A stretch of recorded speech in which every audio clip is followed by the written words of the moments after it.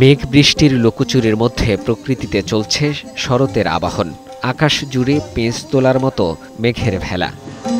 রোদ আর মেঘের খেলা নিয়ে বাংলার প্রকৃতিতে শরৎ আসে চপল ছন্দে, মাধুর্য নিয়ে। শারদ প্রাতে বাতাসে ভেসে আসে নরম কোমল কাশফুলের মৃদুমন্দ ছন্দ। নীল আকাশের নিচে কাশফুল যখন দোল খায়, তখন মনে হয় শ্বেত বসনায় একঝাঁক নৃত্যশিল্পী ছন্দ তুলে যাচ্ছে। শরতের মেঘই কিন্তু অনেকটা কাশের রঙের মেঘটা হয়, তো এই সময়টা অন্যরকম ভালো লাগা। প্রকৃতির সময় অনুযায়ী কিন্তু ঠিকই সেজে ওঠে। এবারও আকাশে বাতাসে সেই রকমই শরতের আবহাওয়া। নগরবাসীর কাছে প্রকৃতির মোহনীয় রূপের দেখা সহজে মেলে না, তবে সত্যেন সেন শিল্পীগোষ্ঠীর ঋতুবরণের এই উৎসবে কিছুটা হলেও যেন দেখা মেলে চিরচেনা বাংলার প্রকৃতি।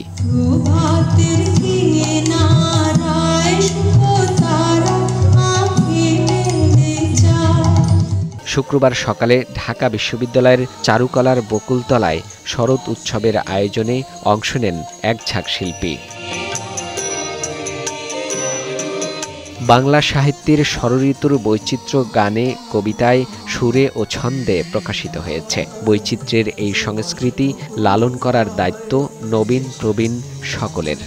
এই শরৎটা এত ছোট সময়ের জন্য তো আসে, এই উৎসবগুলোর মধ্যে দিয়ে আমরা আসলে এটা দেখতে পাই কিছুটা হলেও। আজকের এই উৎসবটি এতটা প্রাসঙ্গিক, সকাল থেকে মন ভালো করার উৎসবে আমরা সবাই মেতে আছি।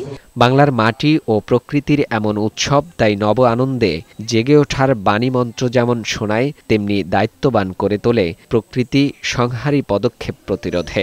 আয়োজকরা বলেন, এমন উৎসবে যোগ দেওয়ার অর্থ যেন প্রকৃতির কোলে মিশে যাওয়া। যত বেশি করে সে শিকড়ের সন্ধানে থাকবে, তত বেশি করে নিজেকে জানতে পারবে, সমৃদ্ধ করতে পারবে, এবং ঋতুর মধ্য দিয়ে পথ হাঁটলে সে পথ হারাবে না। বৈষম্যহীন মুক্ত স্বাধীন সম্প্রীতির সমাজের স্বপ্নবহ আন্দোলন জীবনে নানাভাবে পল্লবিত হোক, সেই প্রত্যাশাও মিশে থাকে শরৎ আবাহনে। ফাহিম মুনায়েম, বৈশাখী সংবাদ, ঢাকা।